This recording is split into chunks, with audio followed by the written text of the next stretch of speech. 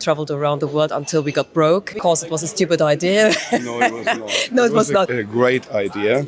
Marcos and Kristin are a couple from Germany who were bored and dissatisfied with their lives and careers. So they quit their jobs and left their home country to travel the world without having a plan. More than 10 years later, they're still traveling full-time while running their passive income Airbnb business. How do they do it? Let's find out.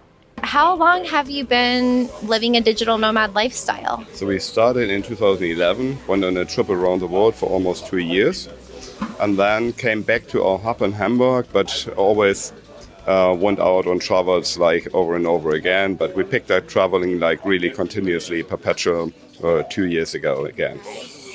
So 2011, did you know what a digital nomad was, or what gave you this idea to work while you traveled? So, no, we had no idea. We never heard the word, of course, nomad.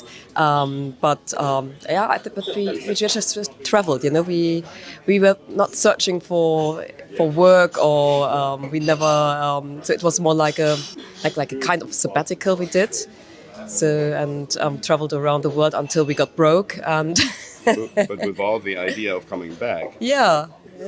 I don't know how to call it. Yeah. So actually, we just enjoyed our flip-flop tour around the world, and It was long before nomadic lifestyle was invented.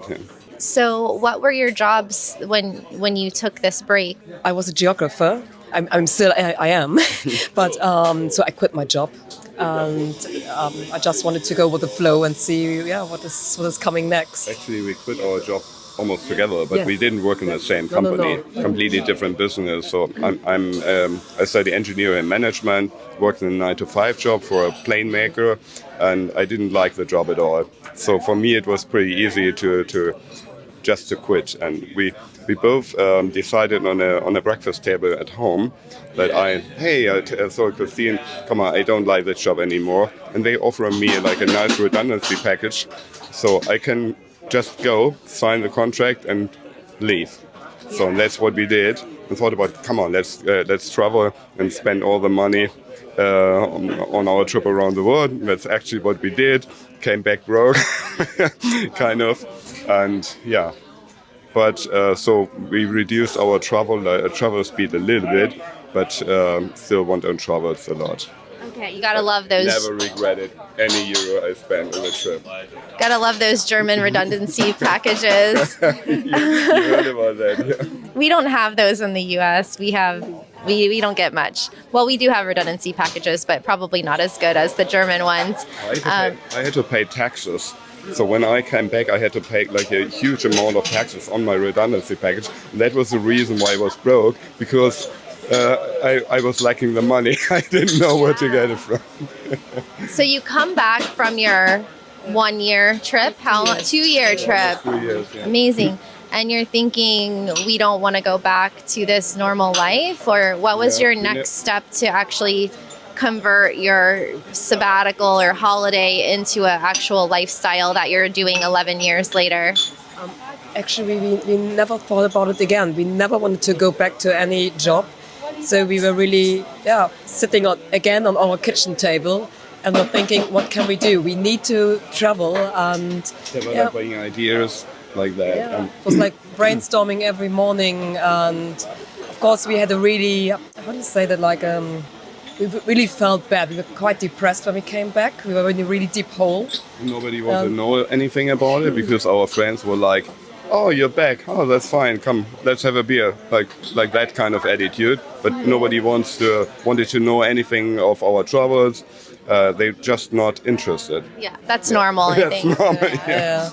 And and then we started a new adventure, and we started like a crowdfunding and crowdsourced boutique hotel, and went to south of Italy, and of course it was a stupid idea. No, it was not. No, it was not. We learned a lot. Yeah. It was a great idea, but some guys told us like we were just too brave, like we aimed too high, and but at the end of the day it was not successful. So, but we learned a lot. We spent a lot of money, but really learned a lot for us, and for our future businesses. And so I don't regret it too. So you had a boutique hotel in Italy. No, we No, didn't. We wanted to It was start the plan. one. That was the plan. Yeah. We were looking around the world to open a small boutique hotel with a community, and nice idea, but maybe That's okay. We've all failed at business ideas more than once. And so when did you come up with the concept that you're doing today? So how are you funding your lifestyle now, and how did you come up with that idea? Oh, it's, I can't. I really. It was like it was there. So we always went with the flow, and it came to us. So there was this idea with serviced apartments, and so we started with that one. So we started really small, and so we could afford traveling for a longer period. And then we quit everything. We de-registered from Germany and started traveling around the world again. And it was. Where we are now. So you started managing serviced apartments? No. We were looking for apartments actually around the world. Then came the big sea, and we had to stop. And then we were looking at the Baltic Sea in Germany, and we started. It was our first apartment. So we rent apartment, decorate them, and we rent them on Airbnb or Booking. We don't do it for other guys. We just work with landlords together and sign the contract and do the business on our own. That's Okay. it. But we don't do the business for other people. Right. It's like very direct. Right. So you're doing Airbnb arbitrage, basically. Airbnb, Booking, direct, any platform booking we use. site. Yeah. So you rent properties on long-term basis, 1 year or longer. How? Sometimes 15 years or longer. Because like in Europe or in Germany, you can have like really long lease contracts, sometimes forever, until you die, literally.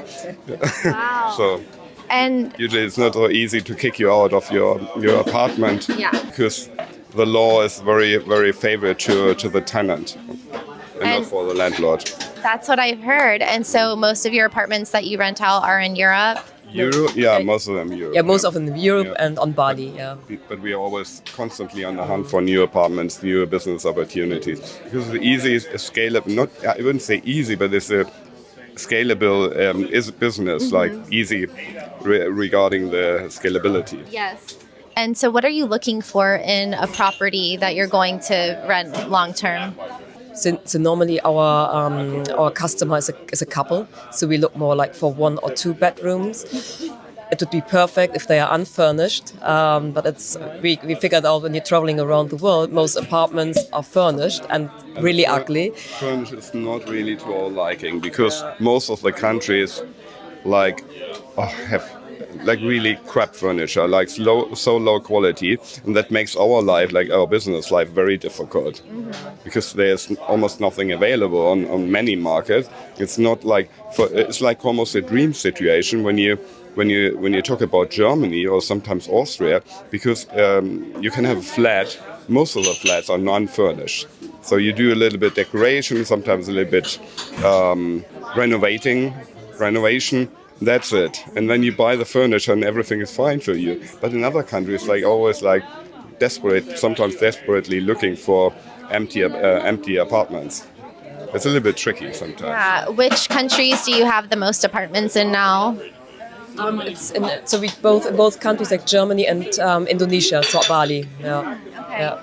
And so when you find these properties, are you looking on classified websites, or which sources do you find them on? Better offline. Yeah, it's better offline.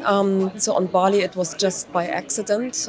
We spoke with some guys, and they said, "Oh, I know someone, bum bum bum," and so everything came to us. And in the Baltic Sea, we never wanted to go to the Baltic Sea. It was similar, but we were looking actually on the normal, like what's the name, like a typical website for apartments, really famous one in Germany, and I think we spoke to over 100 people, and of course everybody said no, not in my. It did not happen. It's not going to happen in my apartment. But there's always a learning in this method. Like, we know that these platforms don't offer the best deals. But the best deals you have like by word of mouth, offline, in the offline world. So this is what we learned, and yeah, every market is so different and different, like sometimes politics. At the moment there is a lot of movement exactly, literally, because of the Ukrainians and the Russians, because of the war. So not many apartments available in some dream locations where we would set up business. So yeah, it's difficult at the moment.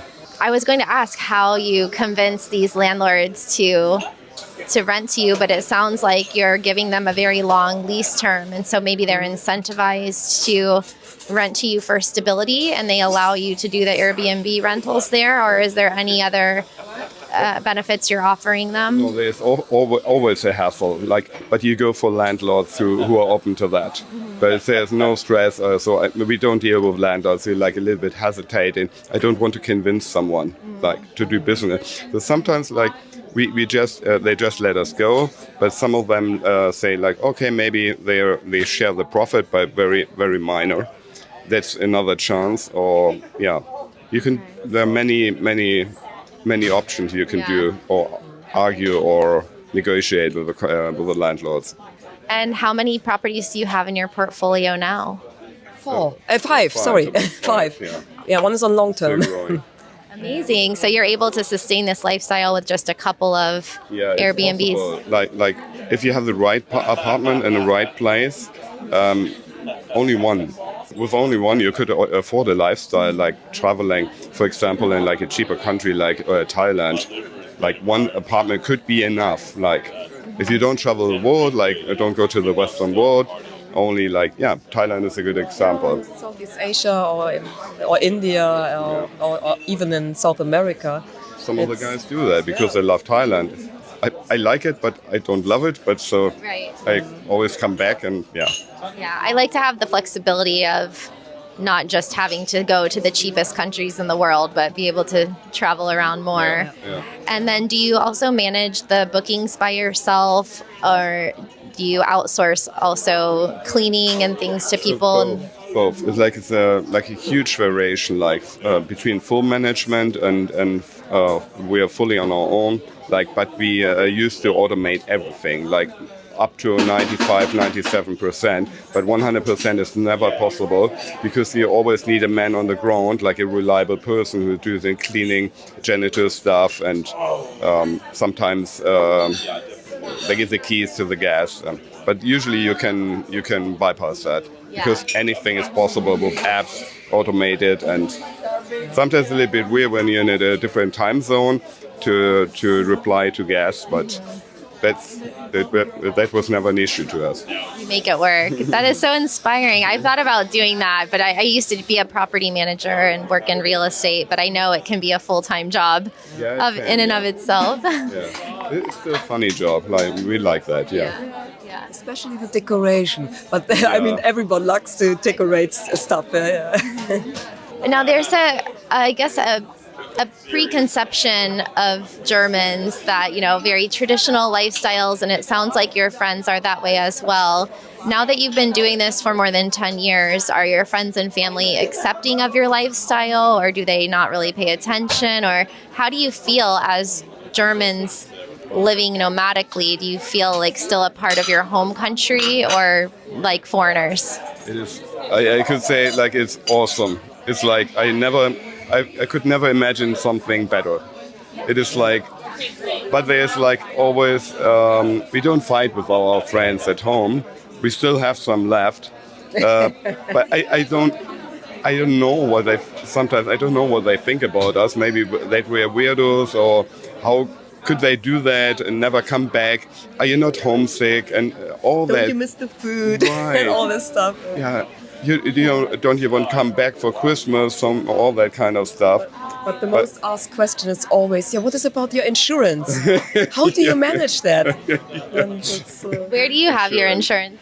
Yeah, we have a travel insurance for how you can for permanent perpetual travelers. Yeah. I won't say the name, but it's a very nice. You can say it if you want. Company. It's called April, so we are pretty happy with it. It's from France, but so they have packages, especially for nomads, perpetual travelers, and you can pick what you like to have in your package. So You always it's great. can upgrade or downgrade after a year. Downgrading is not so easy, but upgrading is always possible. Oh, amazing. We'll check that out. We'll Yeah, link you can to check it that out. below. Very practical of the Germans to ask you, well, what about your insurance? Yeah. They always want to know because they're always afraid of like Something could getting happen to robbed, them, yeah. right? Or health is I mean, health is important Exactly. for sure. But I don't think the whole time, what could happen to me, and I would get crazy. Yeah, so no. Do you ever go back to visit, or is there anything you miss about Germany? we come back, yes, but we don't miss not that much. No, I really have to think about it. I don't like the weather. Food I get everywhere in the world. I get great food. I don't know. I don't miss anything. No. I could even give it back to the German-speaking community that they are probably also weirdos to us, because most of the people are like, yeah, but in any country, yeah, you have only a small fraction of people you have a connection to, yeah. But that's true to Germans too, and French and Italian and US American, whatever I can say. Yeah. And so how long have you guys been together? 14 years. 14, yeah. And you live together, travel together, work together, business and partner? crime always together, Yeah. 24/7. So we have only a few days where we are separated. So it's like I can count it in two hands, literally, Since you met? since we met. Yeah. Oh, that is so Imagine cute. How did you guys meet? Very boring, you could say. On a party in Hamburg. We're both from Hamburg, born in Hamburg. I grew up like in the northern part of Germany. But we met in Hamburg, actually. That's what I mean with boring, not like on some cute place on an island or Kopangang during a party. But no. But actually through friends, and we met each other and fell in love instantly, and so. I love that. I can see that. I can see that. And now that you have been in this lifestyle together for this many years, what is your optimal pace of traveling? Do you just move around every month, or do you stay places longer? What is your ideal lifestyle like at the moment? Lower. So that's one of the hard lessons we learned so many times. And we are, Kristin used to say always, like, we are curiosity killed the cat. It's like a famous group from the 80s. But out of curiosity, we do too much, always too much. Our speed is too high, and so we need to reduce it. We really intentionally need to reduce the speed. But now we get it. I think we get it. So we don't travel on that high frequency anymore.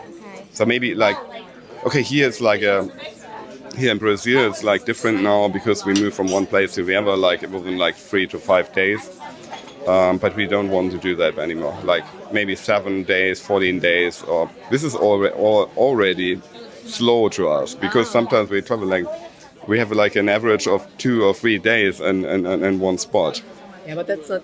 I mean, in Airbnb, so we like to go around, and sometimes. It's another thing with Airbnbs around the world. What you see on the pictures, it's sometimes not the truth. So Sometimes it chases away, literally. Yeah, oh yeah. The continents, I could say really continents, don't maintain the property that good, and they don't clean it, and we have a little bit higher expectation to quality and furniture, and so sometimes a little bit like we canceled a lot of them and called Airbnb and say this is not going to work with us, and we leave, and we expect a full refund, and so we know the business and we know how it works, and we had only one downside with Airbnb where they didn't want to pay us a full refund, but that was only 1 out of 10. Yeah, I've definitely asked Airbnb for a refund before when the property didn't match or it wasn't clean or yeah. Do you ever stay in your own properties or just for renting them? No, yes, sometimes. You know, that's strict. Like we learned from other hosts. For example, like at the Baltic Sea, we spend Because many in weeks. winter time, normally there are no tourists. So when we come back to them, we say, okay, why not? So it's empty. So we go there and stay there. That's we beautiful don't in the care that winter. much. Yeah. Like, So intentionally, we were like, the initial idea was, once we started the business like almost 3 years ago, to set up hubs around the world on places we loved. So looking for apartments where we always love to come back and like furnish and decorate them to our liking, and not especially to the liking of our crowd, like we're targeting, like aiming at. But we're not that strict anymore, and we're not looking for that anymore. It's more the apartments in other foreign countries we are addressing to our target group and not to us anymore. That makes good business sense, unless you are your target market. What is one of the most exciting destinations that you've been to? Maybe somewhere that surprised you, that you really loved? I don't want to say a favorite place because I feel like that's overused, but how many places have you been? How many countries have you been in? Anything? We stopped counting, but over 70 for sure, yeah. We haven't touched 100. Kristin is like, she is like about 5 more than me, because she traveled during her childhood a little bit more to foreign countries. But we are almost on the same level, between 70 and 80 probably, yeah. Anywhere that you like to keep going back to? Yes. I think we have it in mind, so we share our passion for that specific country. Where? Incredible India. We always love to come back, It is like, it is so mind-blowing, and it's always different, you know. I mean, it's a huge country, and but it has changed. Like when we first came to India, like 12 years ago, together, almost 30 years ago, it was different. So the politics and the society has changed a lot. You can feel that, but we still love the country. So it's always like we would love to come back. Always like this is just number one.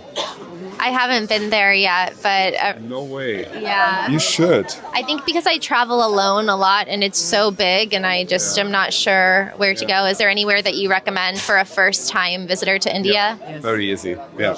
I would always go to the north, to Rajasthan, because of the beautiful palaces. Yeah, and palaces. And it's more touristy, so if you travel alone, maybe that's a good advice to go there first, or if you are into yoga, go to Rishikesh. And also Kerala in the south. So these are the more safe places. Or Goa, but Goa is quite touristy, but it's still a beauty. I have a very special tip, like very detailed this time. Like the highest concentration of the most beautiful palace you can ever imagine is in Udaipur. You should definitely go only to Udaipur. Once you have only like a few days, go to Udaipur. And if you have a little bit more time, Jaisalmer. It's on the border to Pakistan, but like there's a desert, Thar Desert. It's like not far away, but you don't get afraid of Pakistan. It's a lovely place, Jaisalmer. It's like we call it the Yellow City because it's all the sandstone. Beautiful, really laid back. And so this is for Rajasthan. And then a second state, if you don't have that much time, go to Goa. Always, it's an evergreen. The people, all the Indians love to go there. It's a little bit packed nowadays with Indians, and the foreigners from the Western world, how do you say, retreat a little bit. They don't travel there not that much because too many Indians love to spend their holidays. It's a different way of making holidays. They want to, of course, make party, and the Europeans, Americans, or the Westerners want more to make like yoga and Come down a little bit. And so it's not going to fit. It was a hippie destination. Like many hippies are there, but you couldn't figure them that much anymore. Like in the last years. Well, there's still beautiful retreats. And if you want another tip, if you want to do like a retreat, like a detox cure, so India is the place to be. Okay, well, put it on your list, everybody, and we'll link to all those locations. Jaipur and Jodhpur is also beautiful because it's so easy to remember. We always confuse them, but Jodhpur is a blue city and Jaipur is a pink city. It's always it's like a well-known travel destination for people. It's just beautiful, really. Looking forward to it. Well, thank you guys so much for sharing your story about how you got into this lifestyle, how you make money online. It's very inspiring, and hope that we've inspired a lot of you out there. So thank you. Kristin with a K and an I, and Kristin with a K and an I.